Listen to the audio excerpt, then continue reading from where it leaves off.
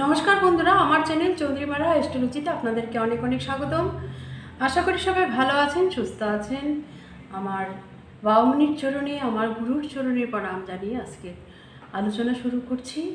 অবশ্যই আজকের আলোচ্য টপিক জ্যোতিষ।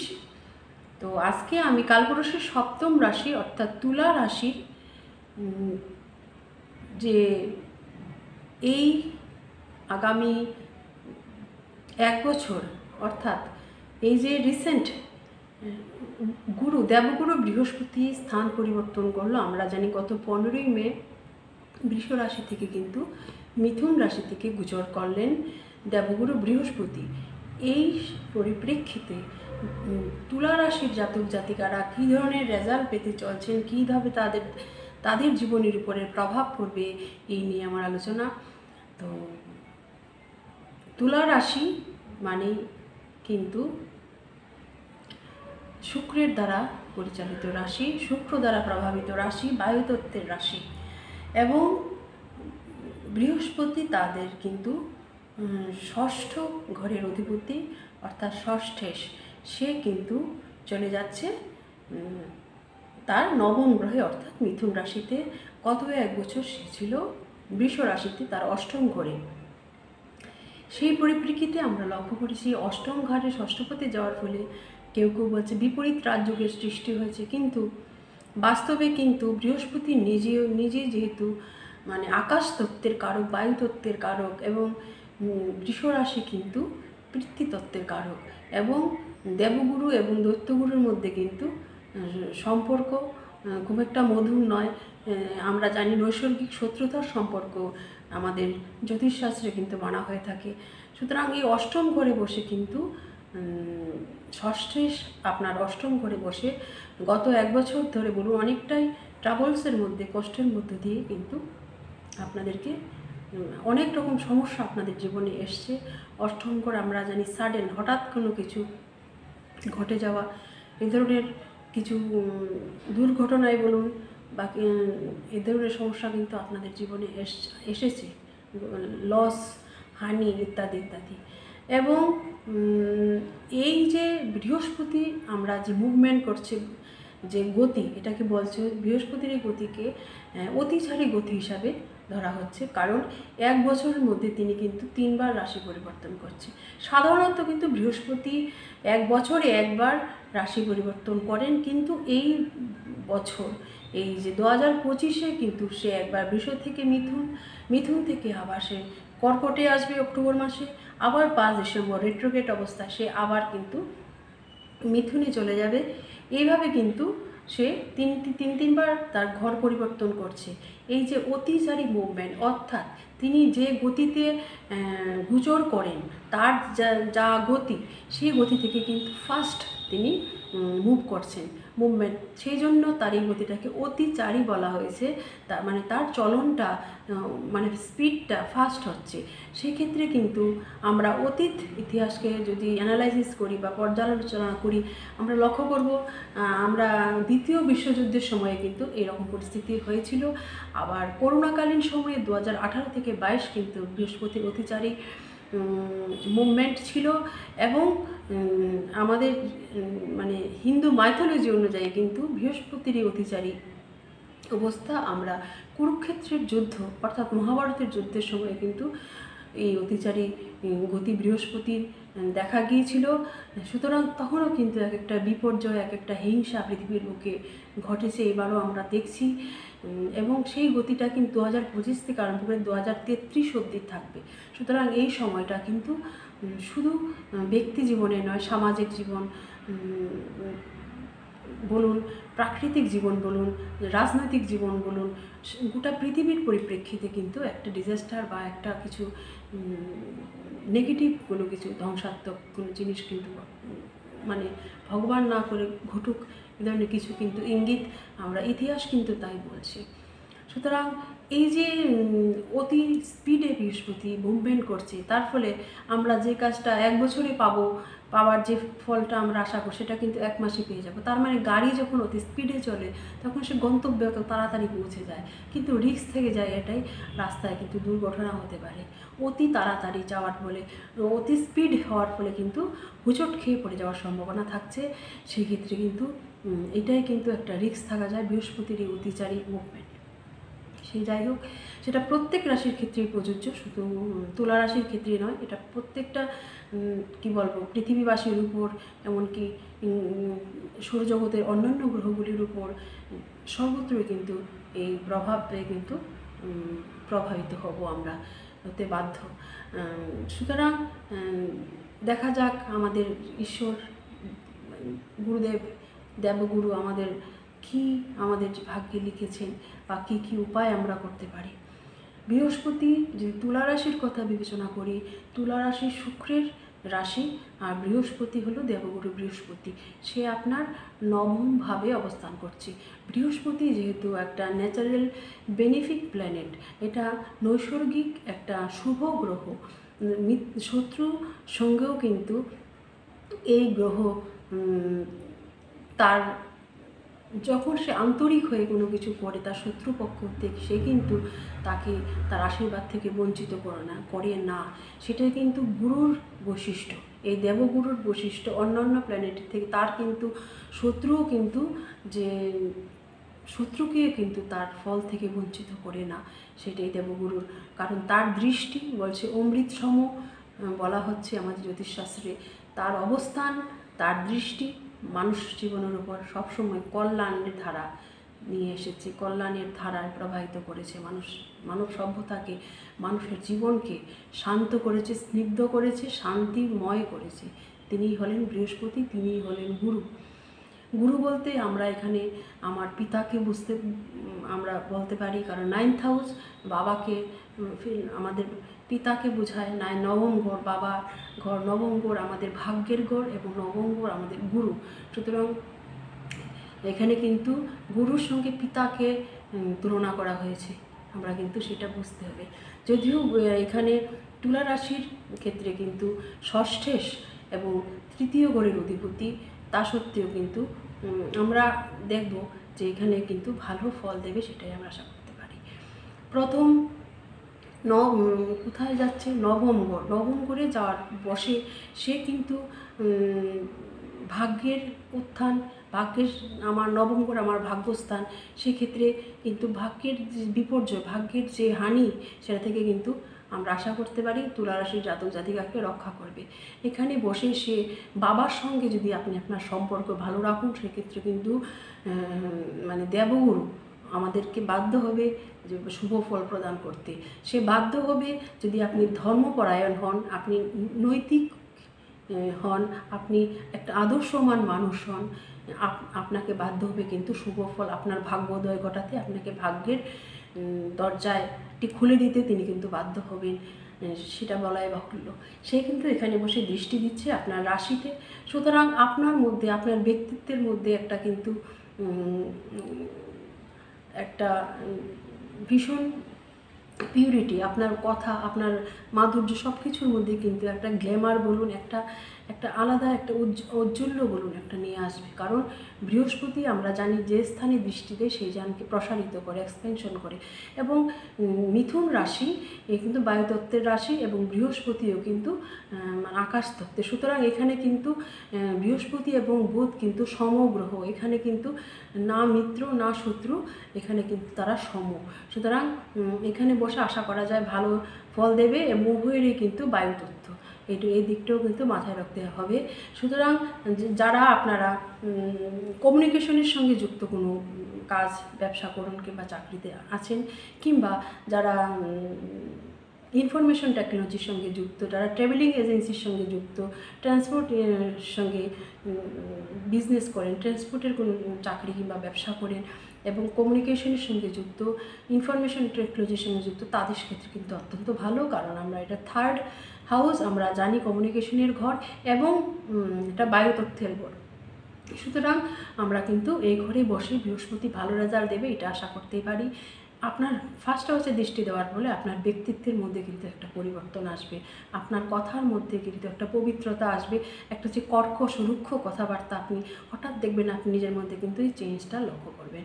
আপনার মানে আপনার রাশি বা প্রথমভাবে দৃষ্টি দেওয়ার ফলে সেক্ষেত্রে যদি আপনি তুলা রাশির জাতক কিংবা জাতিকা হয়, এক্ষেত্রে একটা চন্দ্র এবং বৃহস্পতির জানি আমরা গজকিশোরী বা লক্ষ্মীনারায়ণ যুগের সৃষ্টিও কিন্তু একটা করছে এখানে পরোক্ষভাবে একটা কিন্তু লক্ষ্মীনারায়ণ যুগের সৃষ্টি হচ্ছে আপনার রাশিতে দৃষ্টি দিয়ে। সেক্ষেত্রে কিন্তু অনেক অনেক পজিটিভ পরিবর্তন আপনি কিন্তু এই এক বছর পাবেন। সেক্ষেত্রে আমরা জানি 18ই অক্টোবর পর্যন্ত সে আপনার নবম ঘরে থাকবে, তারপর সে আসবে কিন্তু আপনার দশম স্থানে। সুতরাং সেখানে এসেও কিন্তু আপনার দ্বিতীয় স্থান অর্থাৎ আপনার অর্থের স্থানে আপনার পরিবারে দৃষ্টি দিবে। সেক্ষেত্রে আপনার পরিবারে এই সময়টা লক্ষ্য করবেন 18 অক্টোবর থেকে 5 ডিসেম্বর সময়ে আপনার পরিবারে কোনো মাঙ্গলিক অনুষ্ঠান, কোনো পরিবারে নতুন সদস্য অ্যাড হওয়া, কোনো সদস্য সংখ্যা বৃদ্ধি পাওয়া, ফ্যামিলি মেম্বার সেই সময়গুলো সেটা কিন্তু আপনার হতে পারে। এই সময়টা কোন সময়টা, এই 18 অক্টোবর থেকে 5 ডিসেম্বর সময়টা সে কিন্তু তখন দশমে বসে আপনার দ্বিতীয় স্থানে দৃষ্টি দিচ্ছে, আপনার অর্থস্থানে দৃষ্টি দিচ্ছে। সুতরাং বলাই বাহুল্য আর্থিক সমৃদ্ধি অবশ্যই ঘটবে, কারণ আমরা জানি বৃহস্পতি মানে কোনো কিছুকে মানে আরও বৃহৎ করে তোলা, বৃহৎ আরও এক্সপ্যানশন ঘটানো, আরও প্রসারিত করে। সুতরাং এই যে সময়টা পুজোর সময়টা অর্থাৎ 18 অক্টোবর থেকে 5 ডিসেম্বর কিন্তু অত্যন্ত শুভ। তাছাড়া আপনার মধ্যেও কিন্তু দৃষ্টি দেওয়ার ফলে আপনার শরীরে কিন্তু লক্ষ্য রাখবেন একটু শরীরে মেদ বৃদ্ধি হওয়া, মানে এই ধরনের অবস্থা কিন্তু একটু মোটা হয়ে যাওয়ার সমস্যা কিন্তু আসতে পারে আপনার মানে আপনার প্রথমভাবে দৃষ্টি দেওয়ার ফলে। তার দ্বিতীয় দৃষ্টি সে কোথায় দিচ্ছে, নবম ঘরে বসে সে নিশ্চয়ই তৃতীয় ঘরে দিচ্ছে। সেক্ষেত্রে দেখবেন আপনার যে কথা বলার শক্তি সে কিন্তু অত্যন্ত সুন্দর হয়ে যাবে, আপনি খুব বাকপটুতা যা বলে সেটা কিন্তু আপনি অর্জন করবেন আপনার তৃতীয় ঘরে দৃষ্টির ফলে। কোনো কারণে যদি গত কিছু দিন বা কিছু বছর ধরে আপনার প্রতিবেশী বলুন, আপনার বন্ধুবান্ধবের সঙ্গে কোনো মনোমালিন্য, কোনো প্রকার অশান্তির সৃষ্টি হয়ে থাকে বা একটা ডিস্টেন্স তৈরি হয়, সেক্ষেত্রে কিন্তু আবার আপনারা কিন্তু রিইউনিয়ন বা আবার নতুন সম্পর্ক হবে আপনার প্রতিবেশীর সঙ্গে, আপনার বন্ধুবান্ধবের সঙ্গে। কারণ থার্ড হাউস এবং শর্ট ডিস্টেন্স ট্রাভেল কিন্তু আপনার হতে পারে। যারা ট্রাভেলিংয়ের সঙ্গে যুক্ত, যারা ট্রাভেলিং এজেন্ট যারা আছেন কিংবা যারা ট্রান্সপোর্টের ব্যবসা করেন তাদের জন্য ভালো, এবং যারা মানে ইনফরমেশন টেকনোলজির সঙ্গে যুক্ত, টেকনিক্যাল ওয়ার্ল্ডের সঙ্গে যুক্ত, বিশেষ করে যারা ইনফরমেশন তাদের জন্য কিন্তু অত্যন্ত শুভ এই সময়টা বলা যায়। এবং এখান থেকে দৃষ্টি দিচ্ছে আপনার পঞ্চম স্থানে, অত্যন্ত গুরুত্বপূর্ণ দৃষ্টি, আপনার নবম ঘরে বসে সে নবম দৃষ্টি দিচ্ছে আপনার পঞ্চম স্থানে। সুতরাং যারা বাইরে গিয়ে হায়ার এডুকেশন করতে চান তাদের ক্ষেত্রে কিন্তু ভালো, যারা সন্তান ধারণ করতে চান মানে সন্তান নেবেন, কনসিভ করতে চাইছেন দম্পতিরা, সে আপনাদের জন্য কিন্তু অত্যন্ত শুভ সময় এই সময়টি। আপনি কিন্তু এই সময়টাকে চুজ করতেই পারেন। আর লাভ রিলেশনের ক্ষেত্রেও বলবো, যদি মিসআন্ডারস্ট্যান্ডিং হয়ে থাকে, ভুল বুঝাবুঝি হয়ে থাকে, আবার দেখবেন আপনার মানে প্রিয় মানুষটি, আপনার ভালোবাসার মানুষটি আপনার কাছে ফিরে আসছে, কারণ বৃহস্পতির শুভ দৃষ্টি কিন্তু আপনার পঞ্চম ঘরে বসছে। শিক্ষার ক্ষেত্রে তো অবশ্যই ভালো, হায়ার এডুকেশন জন্য আপনি বিদেশ যেতে পারেন। বৃহস্পতির দৃষ্টি আপনার পঞ্চম স্থানে, আপনার সন্তানের শিক্ষা সেও কিন্তু অত্যন্ত শুভ, এবং আপনার শিক্ষা সেটাও কিন্তু অত্যন্ত শুভ, প্রেমের জীবন সেটাও কিন্তু বলবো অত্যন্ত শুভ।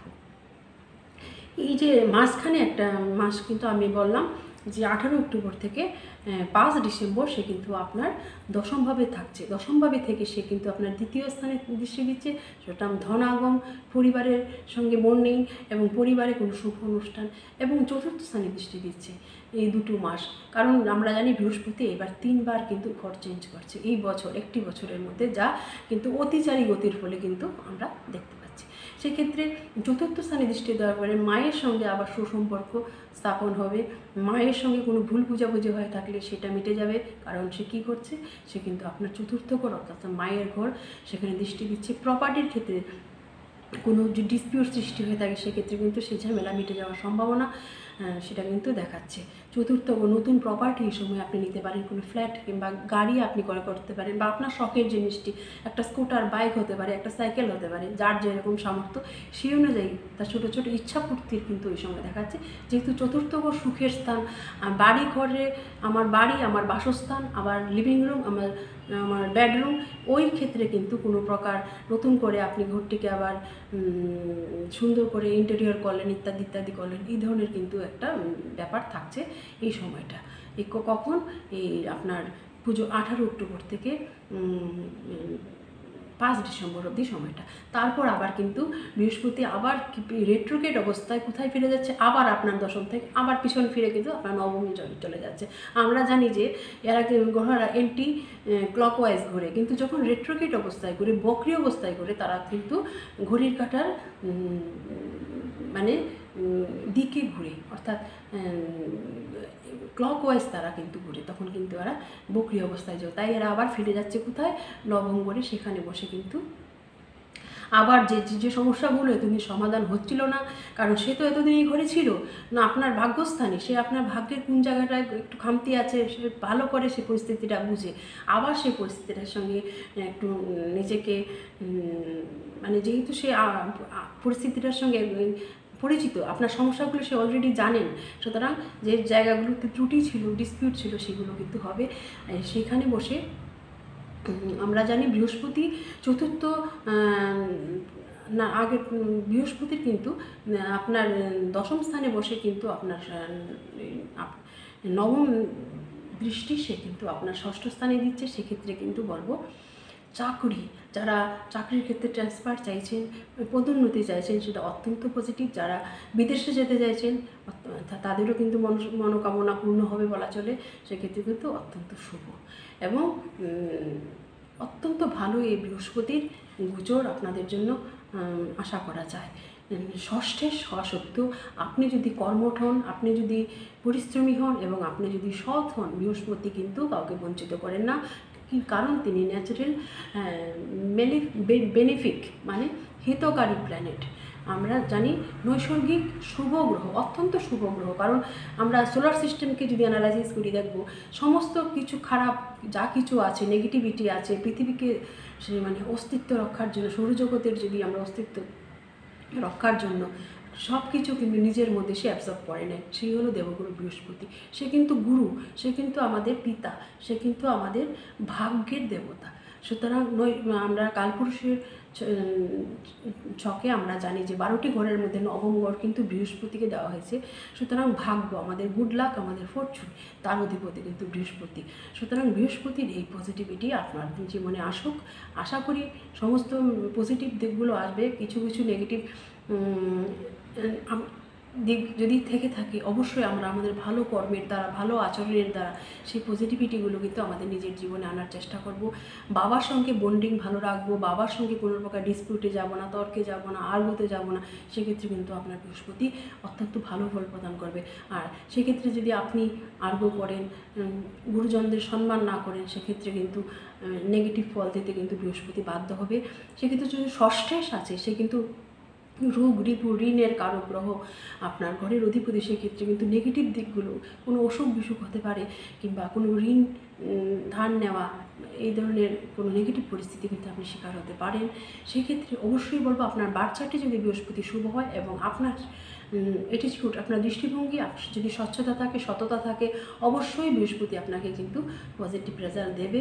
সুতরাং এই দিকগুলো আপনারা পালন করুন। আর বলবো সমস্ত রকম প্রকার নেগেটিভিটি জীবন থেকে দূর হয়ে যায়, তার জন্য বলবো আপনি যেহেতু শুক্রের জাতক কিংবা জাতিকা, শুক্রের মন্ত্র জপ করুন, শুক্রের বীজ মন্ত্র যেটা জপ করুন, এবং গুরুবার, বৃহস্পতিবার অবশ্যই গুরু সেবা, গুরু মন্ত্র দেন, গুরু পূজার সঙ্গে যুক্ত থাকুন।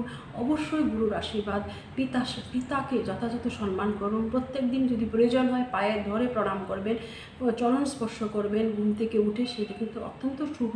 তার আশীর্বাদ আপনার উপরে বর্ষিত হতে কিন্তু বাধ্য। কারণ পিতামাতা আমাদেরকে কখনোই কিন্তু অভিশাপ দিতে পারে না, সে আমরা যতই অন্যায় করি না কেন। সুতরাং আশা করা যায় গুরু আমাদের হিতকারী অবস্থা মানে শুভ কিছুই প্রদান করবে, মঙ্গলময় করে তুলবেন আমাদের জীবন। আজকে এতটুকুই। থাক। তো ভালো থাকুন, সুস্থ থাকুন। গুরুবার গুরু ধ্যান করুন, গুরু মন্ত্র এবং ব্রহ্ম গায়ত্রী জপ করতে পারেন।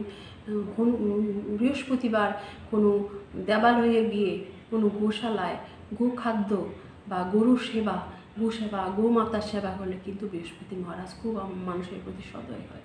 এই উপায়টি অত্যন্ত শুভ। ভালো থাকুন, সুস্থ থাকুন। আজকে আলোচনা এখানে শেষ করছি। আমার সঙ্গে ব্যক্তিগতভাবে যোগাযোগ করতে চাইলে ডেসক্রিপশন বক্সে আমার একটা কন্ট্যাক্ট নাম্বার দেওয়া থাকলেও প্রয়োজনে আপনারা কন্ট্যাক্ট করতে পারেন।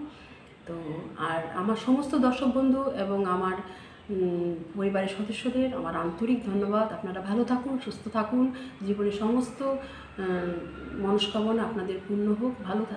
পরিবারের সবাইকে ভালো রাখুন, চারিপাশের সবাইকে ভালো রাখুন, জীবনের পথে এগিয়ে যান। শুভকামনা রইল। অনেক অনেক ধন্যবাদ। জয়তু বাবুনি।